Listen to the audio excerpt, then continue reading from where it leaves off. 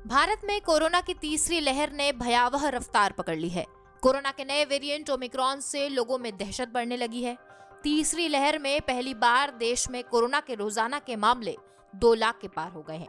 ऐसे में ओमिक्रॉन के मामलों में ये देखा गया है कि यह पहले से मौजूद प्रतिरोधक क्षमता को दूर कर लोगों को संक्रमित करता है।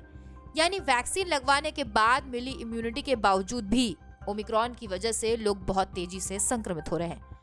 इस पर भारत में महामारी विज्ञान के जाने माने जानकार और ICMR-NIE की साइंटिफिक एडवाइजर कमेटी के अध्यक्ष डॉक्टर जयप्रकाश मुलियल ने TV9 भारतवर्ष से बातचीत की, जिसमें उनसे 5 बड़े सवाल पूछे गए। तो चलिए इस वीडियो में हम आपको उनसे पूछे गए सवालों के जवाब बताएंगे। पहला सवाल डॉक्टर जयप्रकाश से पूछा गया कि क्या बूस्टर डोज से फायदा होगा।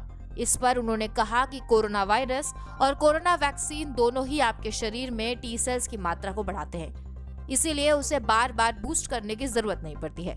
उनका कहना है कि बूस्टर डोज का विचार हास्यास्पद है और इससे सिर्फ वैक्सीन के व्यवसाय से जुड़े लोगों का ही फायदा होता है।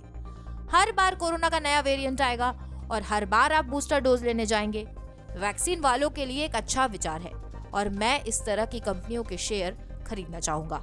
दूसरा सवाल ये पूछा गया कि भारत में बुधवार को कोरोना के 1,94,000 नए मामले सामने आए, जो कि उससे पहले से 15.8% ज्यादा थे। ये मामले ओमिक्रॉन के हैं या डेल्टा के? तो इस पर उन्होंने अपने जवाब में कहा कि भारत में कोरोना का संक्रमण काफी तेजी से फैल रहा है और जिस तरह से डेल्टा ने पहले ही सभी को संक्रमित किया, यह नतीजा निकाला जा सकता है कि यह वायरस डेल्टा के अलावा कोई और है। डेल्टा अभी ऐसे लोगों को संक्रमित कर रहा है जिन्हें उसने पहले संक्रमित नहीं किया, मगर ऐसे मामलों की संख्या काफी कम है। भारत के ज्यादातर हिस्सों में डेल्टा वेरिएंट नहीं के बराबर रह गया है और चूंकि इस वायरस में एस जीन की तादाद कम होने से आप आसानी से ये कह सकते हैं कि ये ओमिक्रॉन ही है, क्योंकि ये उसी का लक्षण है। तो ये निष्कर्ष निकालना बेहतर होगा कि ज्यादातर लोग ओमिक्रॉन वेरिएंट से संक्रमित हो रहे हैं। तीसरा सवाल डॉक्टर जयप्रकाश से पूछा गया कि क्या इससे हमें घबराने की जरूरत है, तो उन्होंने कहा कि नहीं, बल्कि इसके उलट हम बेहतर स्थिति में हैं। नया वेरिएंट ज्यादा घातक नहीं है। नया वायरस डेल्टा की तुलना में रोग भी कम फैलाता है। यह डेल्टा की तरह फेफड़ों पर असर नहीं डालता। ओमिक्रॉन का असर केवल गला, सांस की नली, ट्रैकिया और नाक पर होता है। चौथा सवाल उनसे पूछा गया कि जनवरी के पहले 10 दिन में दिल्ली में 17 लोगों की मौत हुई है। ये 1 अगस्त से 31 दिसंबर के बीच कोरोना से मरने वालों की कुल संख्या से अधिक है। क्या हमें ओमिक्रॉन को हल्के में लेना चाहिए? इस पर डॉक्टर ने कहा कि हम फिलहाल किसी भी चीज को हल्के में नहीं ले सकते। ओमिक्रॉन आगे भी एक बड़ी संख्या को संक्रमित करने जा रहा है। जैसे जैसे हम आगे बढ़ रहे हैं, हमें एक दिन में 1 करोड़ मामले मिलने शुरू हो सकते हैं। ज्यादा मामले होने पर संख्या के हिसाब से मृत्यु दर हमें ज्यादा लग सकता है। बड़ी संख्या का छोटा प्रतिशत भी बड़ी संख्या होती है। यहाँ पर जो मृत्यु की बात हो रही है, उनमें 85% मामले कमोडिटी वाले थे, यानी जिनका पहले से ही गंभीर बीमारियों का इलाज चल रहा था। कुछ मृत्यु आखिरी वक्त पर अस्पताल में भर्ती किए जाने के कारण हुई, मगर इनसे हम वायरस को घातक नहीं बोल सकते।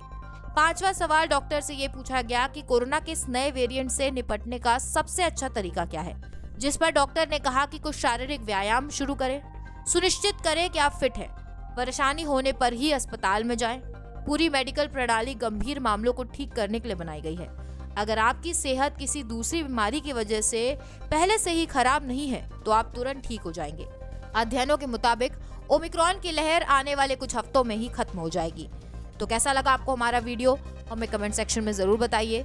बाकी देश और दुनिया से जुड़ी तमाम बड़ी खबरों के लिए सब्सक्राइब करिए हमारा चैनल TV9 भारतवर्ष डिजिटल।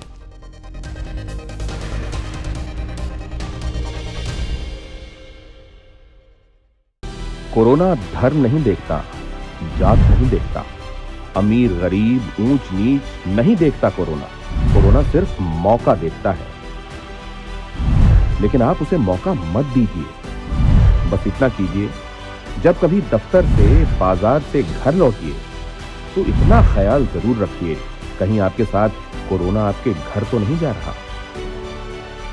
भूलिए मत, कोरोना अभी जिंदा है।